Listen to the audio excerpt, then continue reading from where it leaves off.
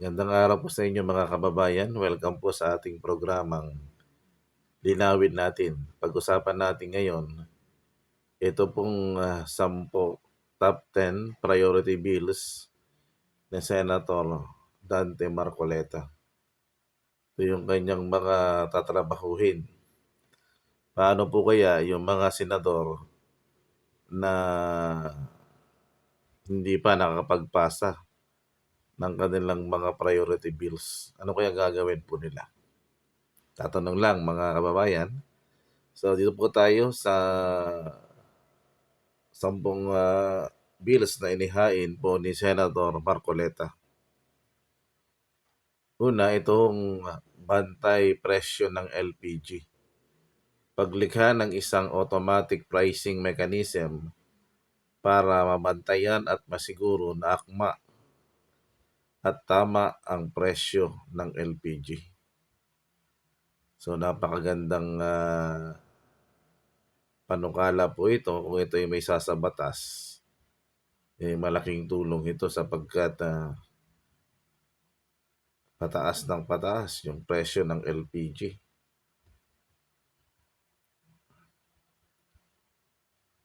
Pangalawa po, ito libreng kuryente. Pagpapalawak ng lifeline rate subsidy program sa pamamagitan ng paglibre sa bayarin ng kuryente ng sambahayang kumukonsumo ng hindi hihigit sa 135 kilowatt kada buwan. Ito na ho yung binabanggit. Ito yung hinahanap ng tao sapagkat nung eleksyon ay nabanggit daw ni Senator Marcoleta nung sinangangampanya pa yung libreng kuryente. Ito na ho yun, hinahanap ninyo. Libreng kuryente. Mura at abot kayang kuryente. Pagtanggal ng VAT sa kuryente.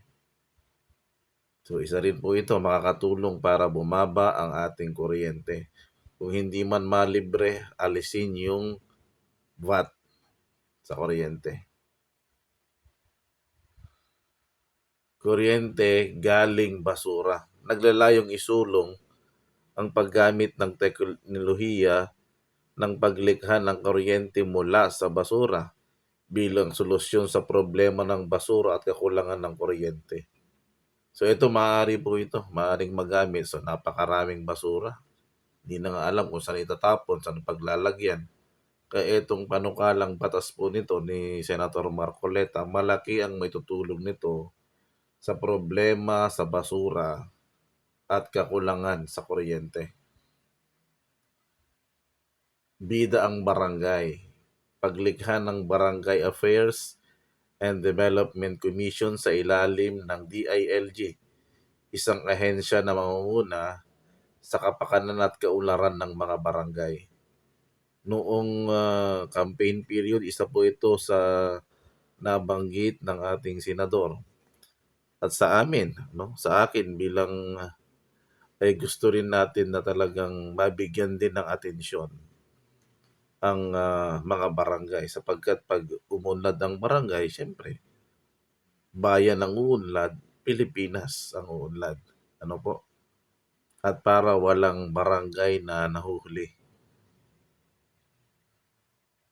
Hardin sa paaralan. Pagsulong ng instructional garden sa lahat ng paaralan sa basic education bilang pagpapalakas ng agrikultura.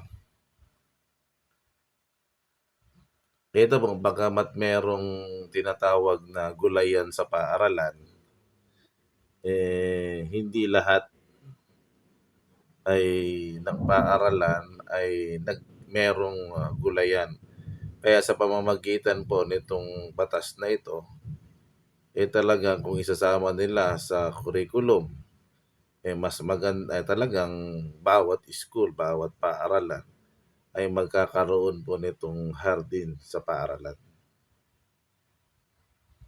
Scholar para sa agrikultura.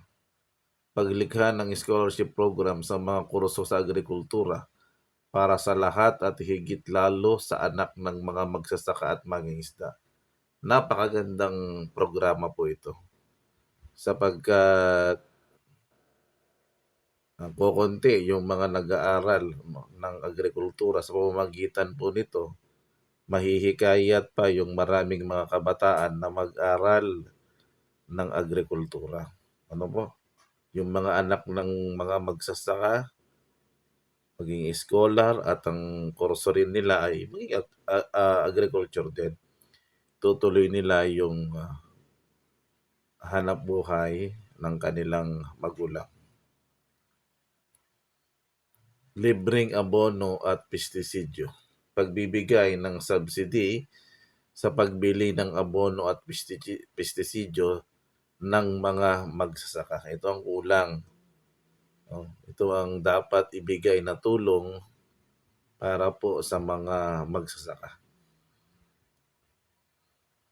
Retirement plan para sa mga bagong bayani. Pagbuo ng Overseas Filipino Workers Retirement System, isang pensyong tutugon sa paghahanda sa buhay retirado ng isang OFW. Siguro nakita po siguro ni Senator Marcoleta na isa sa mga problema nitong mga OFW pagkatapos pagbalik nila sa Pilipinas, pag-retire na,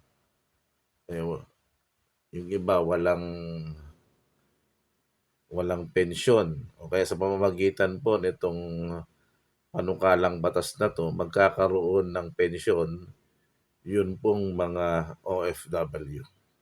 Yan po yung mga 10 pangunahin o priority bills ng ating Senador Rodante Marcoleta.